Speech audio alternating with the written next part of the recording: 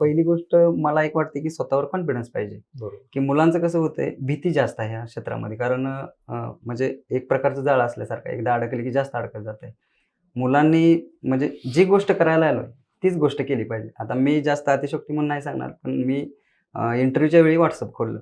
गेले 3 वर्ष माझं WhatsApp बंद होतं. म्हणजे सगळ्यांनीच असं करायला पाहिजे असं मी म्हणत नाही.